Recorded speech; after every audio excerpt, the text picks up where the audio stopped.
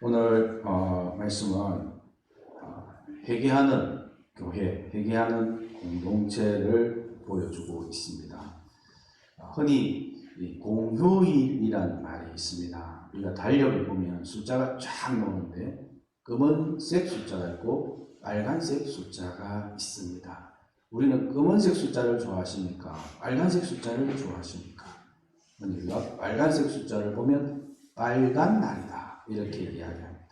그 빨간 날에는 주로 일을 하지 않고 이렇게 쉬고 있습니다. 법적으로는 또 법정 공휴일 이렇게 법정 공휴일 이렇게 해서 이렇게 국민들이 쉴 수 있도록 이렇게 해놓고 있습니다. 어떻게 이런 날을 정할까? 법률로 정해놓고 있습니다.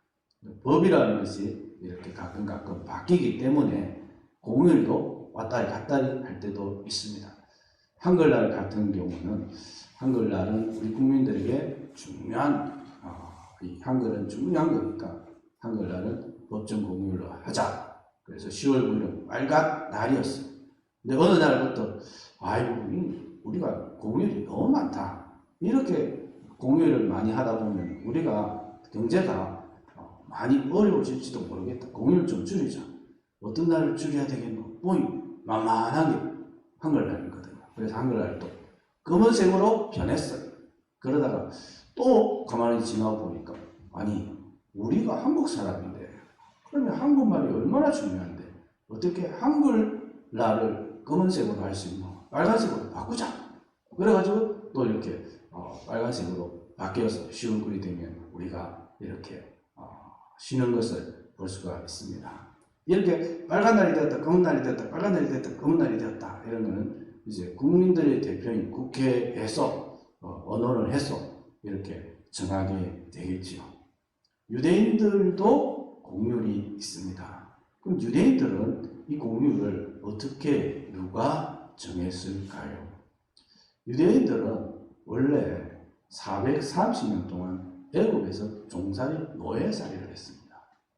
종살이 노예살이를 하는 이 노예들에게는 사실 공휴일이라는 게 없죠. 애굽의 바로가 자기 생일을 공휴일로 정했다 하면은 그건 애굽 시민들, 애굽 국민들의 공휴일이지 노예들의 공휴일은 아니잖아요. 그래서 바로가 기분이 좋아서 노예들까지 다 놀게 해라. 그렇게 설령했다 할지라도 주인이 야 너 가서 논맞이기 좀 더 일해 하면 노예는 해야 되는 거잖아요. 애굽에 있을 때 유대인들에게 공휴일이라는 것이 없었고 또 그것을 누릴 만한 권리도 없었습니다. 하나님께서 이 이스라엘 백성들을 출애굽시켰죠. 하나님께서 건져주셨습니다. 그래서 이 사람들이 이스라엘 백성들이 이제는 노예가 아니라 시민이 된 겁니다. 그리고 하나님께서 가나안 땅을 주셨습니다. 이제 이 이스라엘 백성들은 자유 시민이 되었을 뿐만 아니라 자체 땅을 가지게 되었죠. 흔히 한 국가는 영토와 국민과 주권이 있어야 된다 이렇게 이야기를 하는데 하나님이 통치하는 하나님이 왕이신 그리고 하나님께서 법을 주셨죠. 그죠? 법을 주셨고 그리고 하나님이 땅을 주셨어요. 그러니까 이스라엘 백성들에게 있어서는 하나님이 왕이고 이스라엘 백성들은 하나님의 백성들이고 그 백성들이 사는 땅 또 왕이 부여한 왕이 하사한 그 땅에서 살게 된 겁니다. 그리고 이런 것들을 시간이 지나가면 말이 바뀌고 잊어버릴 수도 있고 하니까 하나님께서 공식적으로 계약을 맺어버리죠. 그래서 언약을 맺습니다. 너희는 나의 백성이고 나는 너희들의 하나님, 너희들의 왕이다. 계약을 맺어버리죠. 공동체가. 그러니까 이 쉬는 날, 빨간 날도 하나님께서 주십니다. 하나님께서 일곱째 달 첫날은 쉬어라. 그리고 그날에 나팔을 빵빵빵빵 하고 나팔을 불어라. 그리고 성회로 모이라. 그래서 나팔을 빵빵빵빵 하고 분다고 나팔절이다. 이렇게 이제 부르는 거죠. 이스라엘 백성들이 자유롭게 이렇게 바벨론의 침략을 받기 전에 나팔절을 지키는 것하고 예루살렘 도시는 완전히 함락하고 수많은 사람들이 끌려가서 70년 노예생활, 포로 생활을 하다가 어렵게 그 중에서도 소수의 사람들이 귀환해서 이제 나팔절을 지키고 하나님의 그 율법의 말씀을 듣고 하는 것은 완전히 격이 다른 것이죠. 그래서 많은 사람들이 예루살렘에 모였어. 성전이 완공되고 성벽이 재건되고 나팔절을 지키면서 하나님 감사합니다. 우리에게 은혜를 베풀어 주셔서 감사합니다. 정말 엄청난 도시에 진정한 부흥이 일어났습니다. 그뿐만 아니라 하나님의 말씀을 듣고 깨달아가면서 그러면 우리가 이 말씀을 어떻게 한번 잘 지켜볼까? 그 규례를 지켜볼까? 초막절이 나오거든요. 그러니까 들로 산으로 가서 나뭇가지들을 주워다가 공간이 있는 곳곳에 옥상도 좋습니다. 마당도 좋습니다. 광장도 좋습니다. 빈들도 좋습니다. 공간 있는 곳곳에 이제 이스라엘 백성들이 초막을 짓고 가족들이 함께 한 주를 보냅니다. 아빠, 우리가 왜 이렇게 초막에서 한 주를 지내야 돼요? 불편하게. 우리 조상들이 40년도 강야에서 이렇게 광야 생활을 했는데 하나님께서 낮에는 구름 기둥, 밤에는 불 기둥으로 인도하셨단다. 광야에 먹을 것이 어디 있든가 만나로 매출하게 먹어주셨단다. 우리가 우리 힘으로 포로에서 귀환한 것이 아니라 우리의 힘으로 다시 성전을 재건하고 성벽을 재건한 것이 아니라 하나님께서 우리에게 은혜를 베풀어 주셨어. 우리가 다시 포로에서 자유할 수 있었다.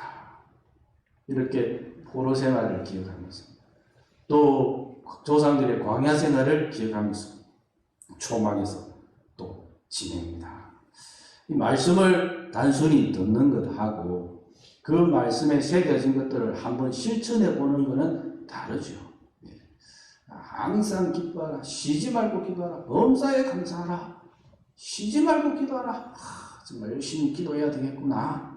이렇게 말씀을 통해서 도전을 받는 거 하고 그 말씀을 듣고 내일 새벽 기도를 해봐야 되겠다.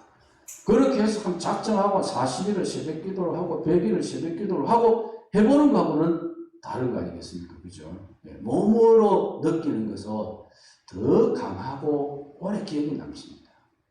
그래서 뭐 자전거 같은 것도 옛날에 10년 전에 잘 탔는데 그동안 10년 동안 한 번도 안 탔다. 머릿속으로는 야 이거 탈 수 있을까? 내가 10년 동안 한 번도 안 탔는데. 그런데 머리가 기억하는 것이 아니라 몸이 기억하고 있습니다. 자전거에 앉았다 하면 그냥 싹 자연스럽게 가는 것이죠.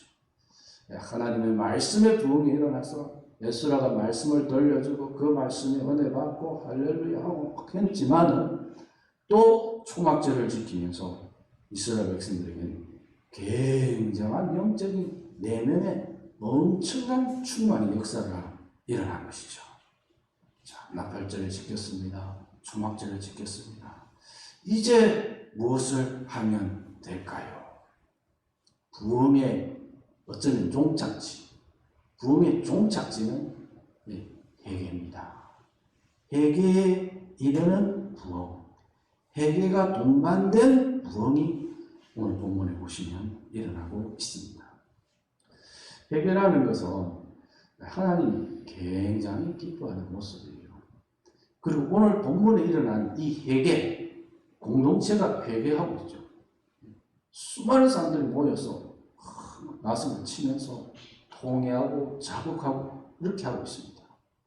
이 회개의 원조는 어쩌면 다니엘인지 몰라요. 그 70년 전에 바벨론 제1차 침공 때 끌려간 사람들 중에 다니엘이 있잖아요.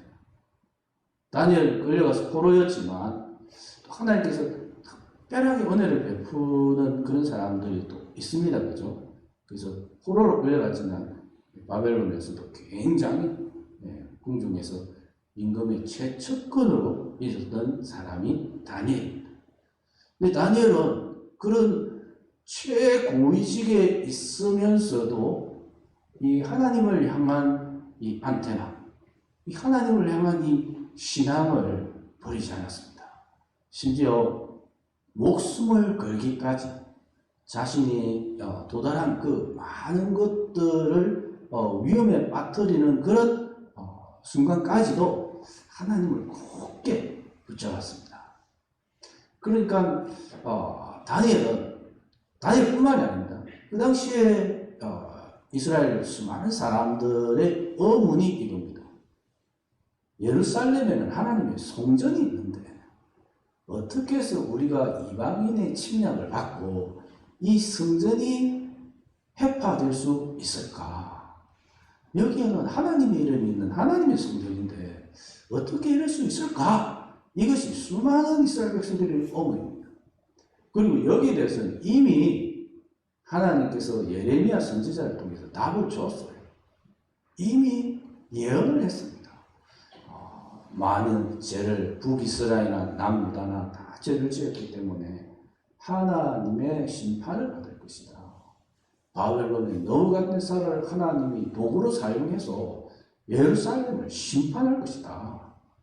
그리고 포로 기간 70년까지 예언을 했습니다. 근데 예레미야가 이런 이야기를 하면 이런 이야기가 쫙 퍼져야 되는데 언론 차단하겠죠, 그죠? 네, 언론 차단합니다. 그리고 예레미야가 이걸 써가지고 배부를 하면 이게 돌아야 되는데, 유통이 돼야 되는데, 왕이 즉시 검열해가 불에다 태워버립니다. 그러니까 예레미야의 이 메시지가 말로 통해서, 글로 통해서 유통되기가 굉장히 어렵습니다. 이런 시점에 다니엘은 굉장히 어렵게 이 예레미야의 글을, 예레미야의 메시지를 이 글을 획득한 거예요. 그리고는 읽어봅니다.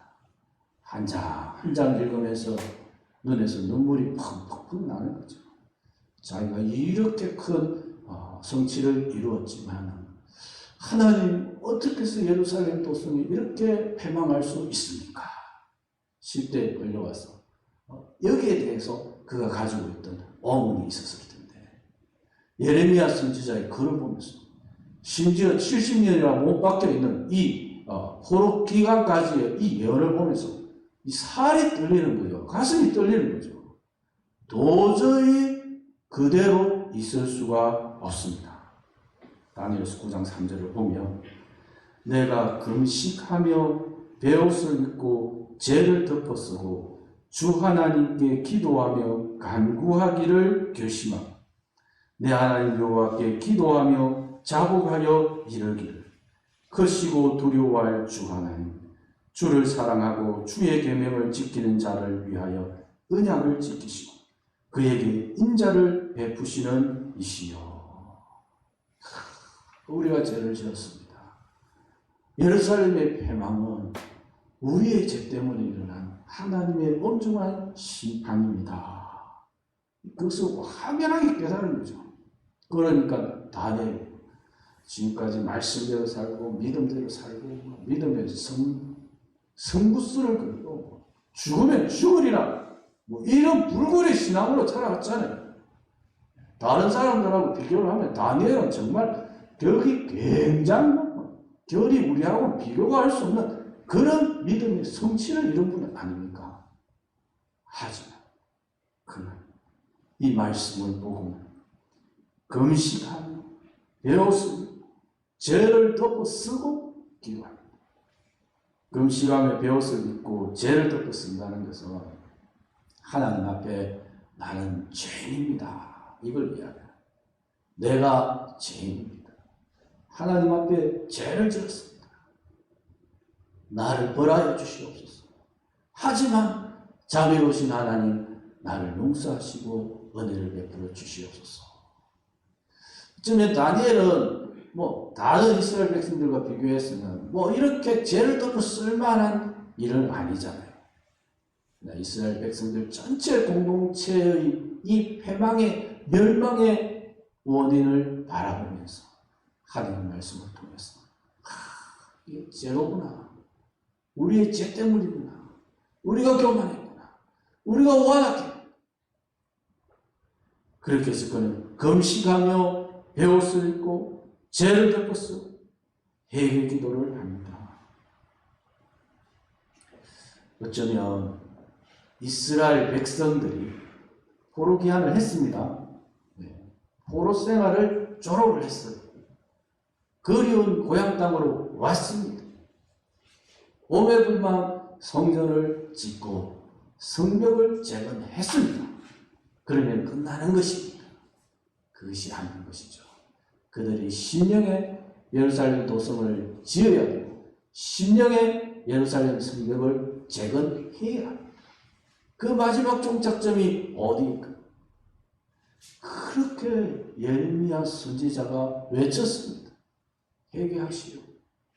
우리가 회개해야 합니다. 하나님 앞에 자복하기만 하면 하나님이 우리에게 은혜를 베푸실 겁니다. 왕으로 비롯해서 대관들, 고위직들, 심지어 제사장들, 일반 장로 백성들 모두가 예레미야에게 야유를 보냈습니다. 그 메시지를 거부했습니다. 그러나 최종적인 종착지는 예레미야의 그 말씀을 따라 하나님께서 예레미야 선지자에게 주신 그 말씀을 따라 회개하는 것이죠. 그 회개의 본 어떻게 해야 되는데 그 본을 아주 오래전에 다니엘이 보여주고 있습니다.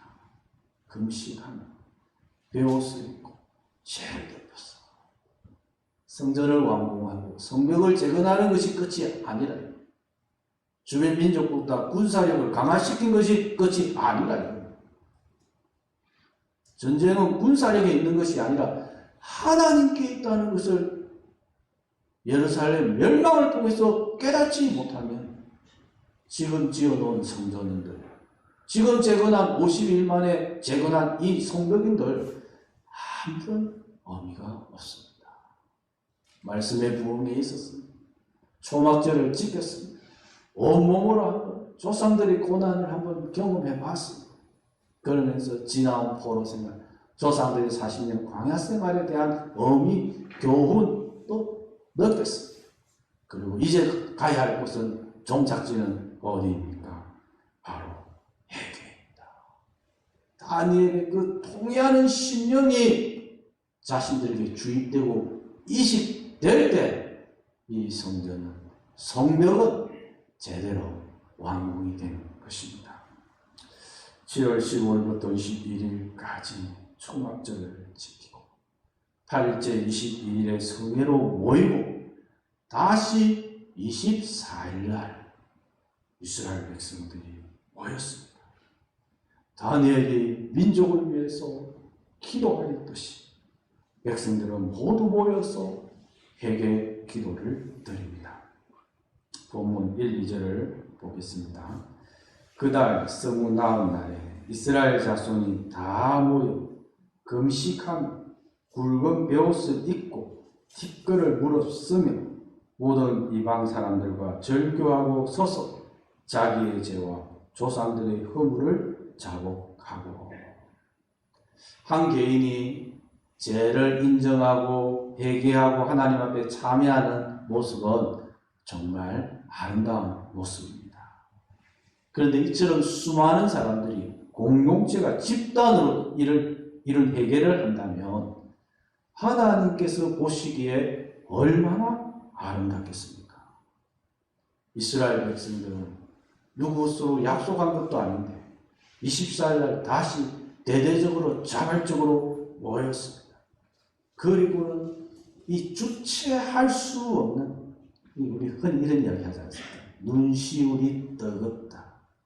이 눈시울이 왜 뜨겁습니까? 눈시울은 안 뜨겁습니다. 감정이 뜨거워진 거죠. 이 격정, 이거 뜨거워진 이 격정을 감당을 못해가 이게 울컥하면서 눈물이 쏟아지고 입에서 막 울음소리가 터져 나오는 거죠. 하나님의 위대하신 은혜 앞에 우리가 범죄하였구나. 이 눈시울이 뜨거워지면서 백성들이 집에서 일상을 일을 못하겠는 거예요. 뭔가 해야 될 것 같아요. 그래서 자발적으로 24일 다시 나와서 광야에 모여서 회개기도하는 모습을 볼 수가 있습니다. 백성들은 뭐 강구를 한 것도 아니고요, 뭐 선전을 한 것도 아닌데 다들 나와서 금식을 합니다. 굵은 벼옷을 입었습니다. 뒷걸을 뿌려서 자기 머리 옷에 뒷걸이 죄가 뿌려지게 했습니다. 그래서 내가 가장 중한 죄인입니다. 처참한 죄인입니다.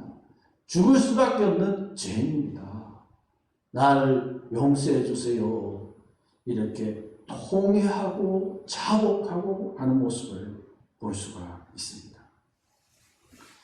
우리가 하나님을 믿고 또 하나님의 말씀대로만 산다면 얼마나 좋겠습니까? 우리 모든 분들이 다 그런 심정입니다. 그런데 우리는 사람인지라 하나님의 말씀을 완벽하게 지킬 수는 없습니다. 믿음의 거장들도 마찬가지입니다. 저들도 우리와 똑같은 성정을 가진 사람들, 희노애락의 그 수레바퀴를 살아갔습니다. 그러면 그들과 우리의 차이는 무엇일까요? 믿음의 거장들은 죄에 민감합니다. 조금이라도 죄를 지으면 하나님 앞에 나와서 전심으로 진심으로 베옷을 입고 금식하고 죄를 부리고 하나님 앞에 통회하였습니다.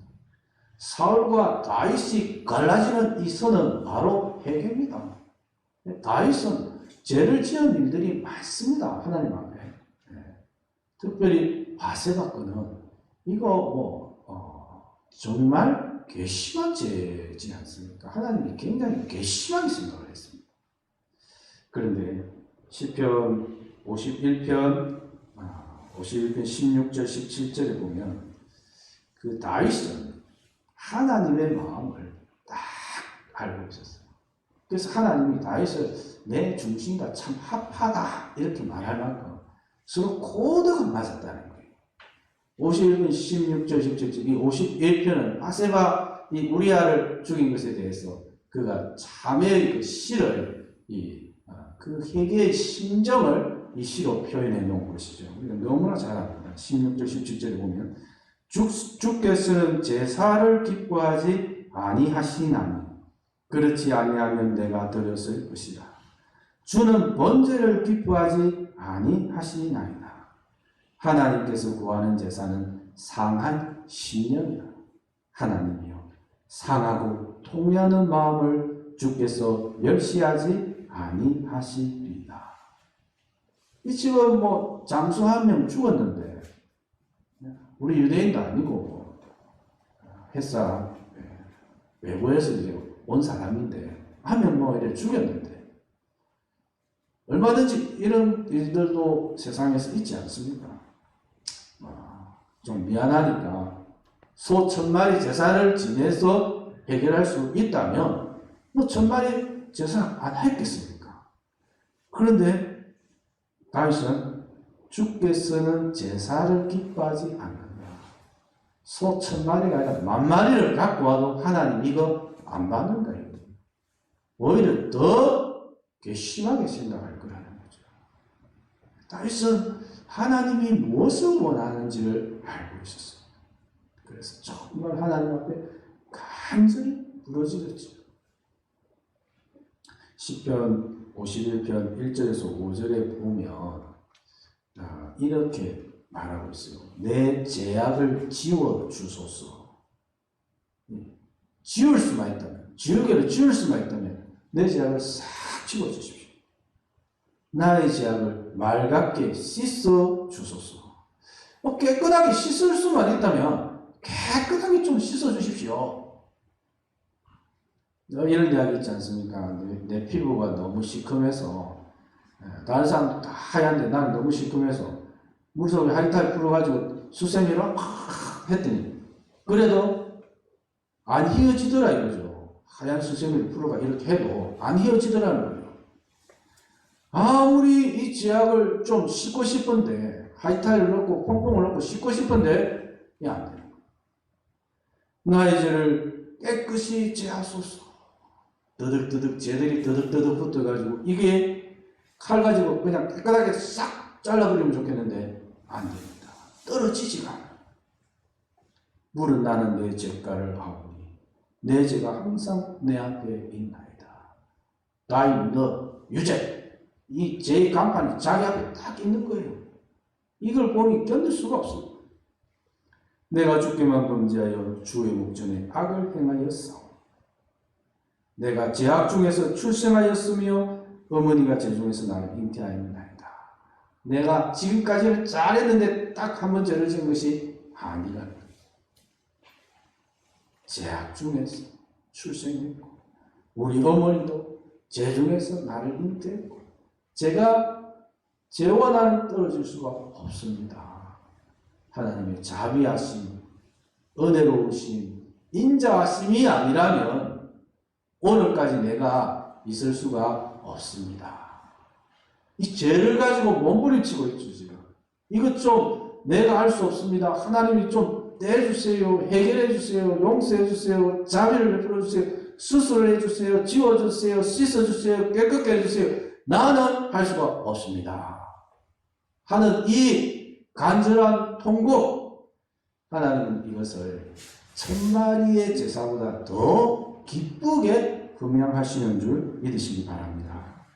구구절절히 자신이 죄인임을 고백하고 있습니다. 참회하고 있습니다. 통회하는 심령을 하나님은 모른 채 하지 않습니다. 참회하는 심령을 하나님은 기쁘게 받으시고 불쌍히 여기시고 자비를 베푸십니다. 어떤 번제나 어떤 제사보다도 하나님 상한 심령의 제사를 기쁘게 받으시는 줄 믿으시기 바랍니다. 말씀으로 부흥을 경험한 이스라엘 백성들이 이제 영안의 눈이 열린 거예요. 자기의 죄가 보여요. 이전에는 다른 사람 비판하고 다른 사람 탓하고 이렇게 했는데 내 죄가 보이는 거예요. 그래서 이 죄를 가지고 회개 운동을 합니다. 주여 부르짖습니다. 참으로 놀라운 일입니다. 진정한 부흥은 이처럼 심령의 회개까지 이르러야 합니다. 그런데 오늘 회개하는 걸 보면 항상 그렇습니다. 이스라엘 백성들은 자신들의 죄를 회개할 뿐만 아니라 조상들의 죄에 대해서도 회개를 합니다. 조상들의 죄를 왜 끄집어낼까? 우리가 조상들의 죄를 회개하면 우리 조상들이 제사함 받고 하나님 나라로 가는 것일까? 그건 아닙니다. 자신이 하나님 앞에 회개하고 용서받는 것이지 내가 공덕을 쌓으면 조상들이 잘 된다. 이것은 잘못된 일입니다. 그렇지 않습니다. 하지만 이스라엘 백성들은 조상들의 죄를 회개할 때마다 이 조상들의 죄를 언급합니다. 저는 이것을 예방신앙, 예방의학이라는 말 아시죠? 예방의학. 지금 코로나19 바이러스로 인해서 예방의학의 중요성에 굉장히 많은 사람들이 인식을 하고 있습니다. 질병이 퍼지는데 어떤 지역은 더 잘 퍼지고 어떤 지역은 덜 퍼져요. 그러면 이 질병들이 왜 어떤 지역에는 퍼지고 어떤 지역에는 안 퍼질까? 이런 역학관계를 조사해서 거기에 대한 대책을, 정책을 세우는 것이 예방의학입니다. 예방의학의 의사 선생님들은 사람을 진료하지 않고 이렇게 질병이 어떻게 퍼지나, 어디에 질병이 퍼지고 있나 이런 것들을 이렇게 관찰을 하죠. 우리 신앙도 마찬가지로 예방신앙이 필요하다는 겁니다. 예를 들면 욥을 보면요. 욥은 7 아들과 3 딸이 있었습니다. 그런데 이 아이들이 장성을 했던 것 같아요. 그래서 이제 자기 식득이 있는 거죠. 그래서 누가 이제 생일을 맞이했다. 첫째 아들이 생일을 맞이했다 하면 동생들을 불러요. 그 집에서 잔치를 합니다. 생일 잔치를 하고 며칠씩 먹고 지내고 오빠야 형님 잘 있었어요. 다음에 또 내 생일 때 오세요 하면서 이렇게 헤어져요. 1년에 한 번씩 이 생일 때마다 서로 형제들이 모이는 거죠. 이렇게 생일 잔치를 하고 나면 이 자녀들의 수만큼 하나님께 번제를 드립니다. 왜냐하면 혹시라도 자녀들이 절대 그럴 일은 없지만 그래도 혹시라도 자녀들이 죄를 범할까, 말을 하면서도 식사를 하면서도 혹시 말로 혹은 마음으로 하나님을 욕되게 할까, 하나님의 이름을 망령되게 할까 싶어서 예방 차원에서 번제를 드렸습니다.